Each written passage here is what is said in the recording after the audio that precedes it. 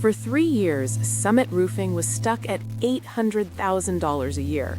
Same trucks, same crews, same ceiling. Then, over the next 36 months, it crossed $5 million. The owner didn't work more hours to get there. He actually worked fewer. He didn't win one giant contract. So what finally changed? Stay with this, because the real answer is almost the opposite of what he believed on day one. Meet Mike. He started Summit with one truck, a ladder, and a simple belief. If he worked harder than everyone else, the business would grow. And for a while, it did.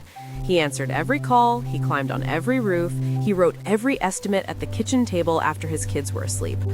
Hard work took him from nothing to $800,000, so he assumed that same effort would carry him to $5 million. It didn't. And the reason why is the whole story.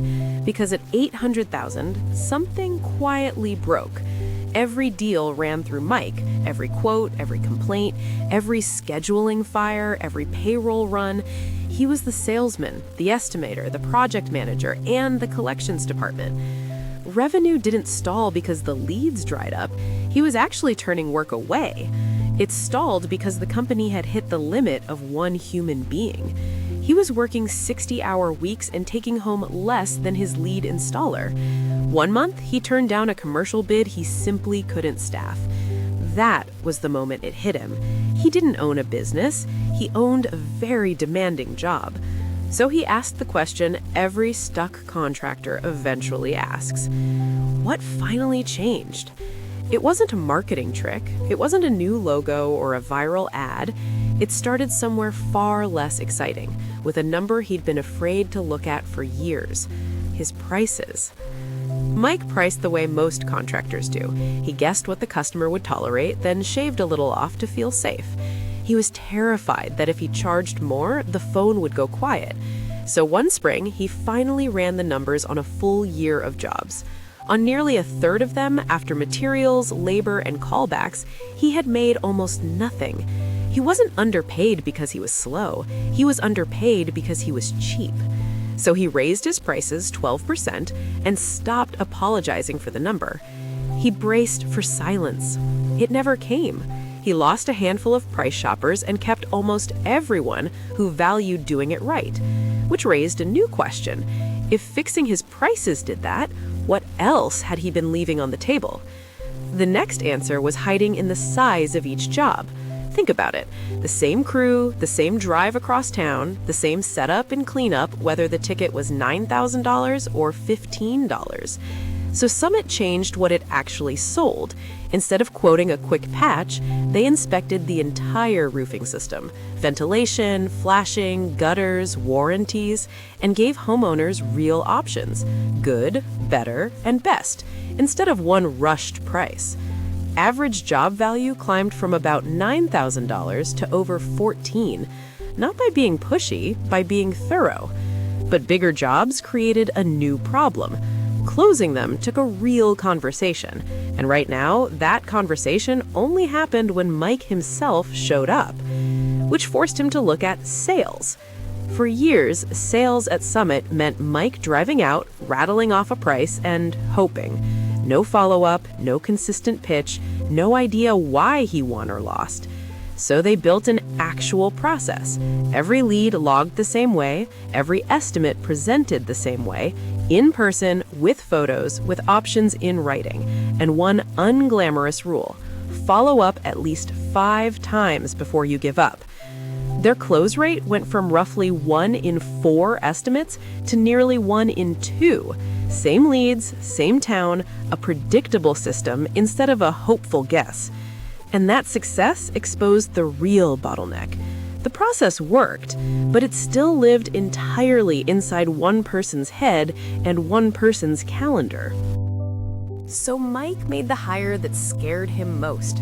Not another installer, a salesperson. Someone to run the process he built so he wouldn't be the only person on Earth who could sell a Summit roof. It meant paying a real salary before the extra revenue existed to cover it. It felt reckless.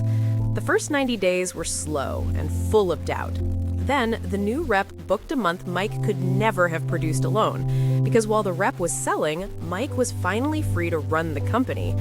Which raised the obvious next question. What else was he still clinging to that somebody else should own? Almost everything, it turned out. Mike was still writing every estimate, approving every material order, and getting the panic call the second anything went sideways on a job site. So, one piece at a time, he let go.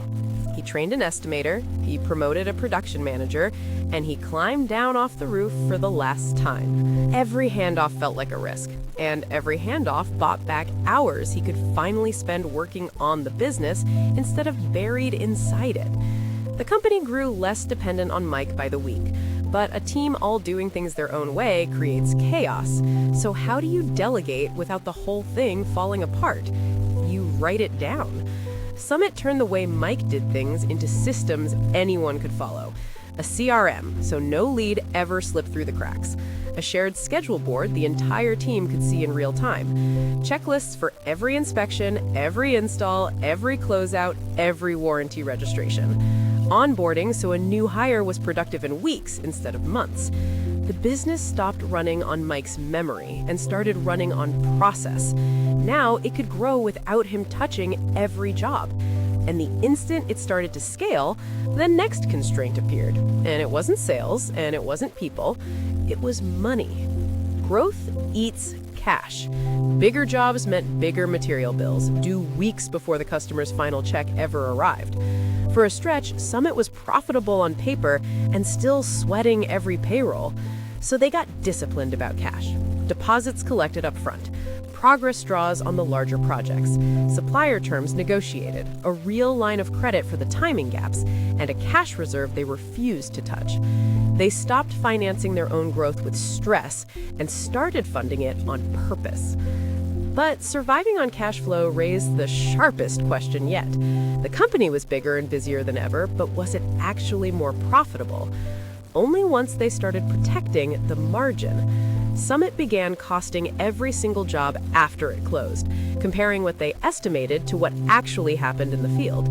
They found the types of work that quietly bled money every time, and they simply stopped selling it. They tracked gross margin by crew and by job type, and they guarded net profit like it was the entire point of the business, because it was. Revenue is vanity. Margin is what you actually keep. And that is the moment the big number finally started to move. Over the next 3 years, Summit crossed 1 million, then 2, then 5. Not in a straight line, not without brutal quarters and a few expensive mistakes, but the growth compounded, because this time it was built on a system, not on one man's stamina. So, what finally changed? It wasn't longer hours. Mike didn't reach $5 million by working more. He reached it by building a company that could produce consistent results without depending on him. He stopped being the business and started owning one. The roofer who was sure the answer was working harder discovered the real answer was building something that finally worked without him. So, ask yourself one honest question. If you disappeared for 30 days, would your revenue survive? Whatever that answer is, that's your real ceiling. This is Contractor Growth Lab. Subscribe and we'll show you exactly what to build next.